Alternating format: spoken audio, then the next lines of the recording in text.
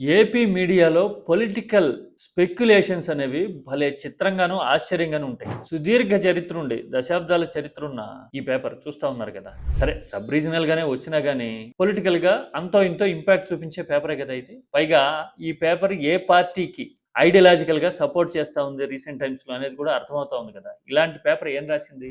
ఏపీలో అధికార మార్పిడి జరిగే అవకాశం ఉందిట, అది కూడా పవన్ ఒప్పుకుంటే అని రాయడంలో ఆంతర్యం ఏంటి? సొంతంగానే 135 ఏమో సీట్లు ఉన్నాయి. పవన్ కళ్యాణ్ కున్నది 20 సీట్లే కదా. మరి 135 సీట్లు ఉన్న పార్టీ నాయకత్వ మార్పిడి చేయాలి అని అనుకుంటే అకార్డింగ్ టు దిస్ పేపర్ 20 సీట్లున్న పార్టీ పర్మిషన్ ఇవ్వడమైంది. ఇదేం లాజిక్?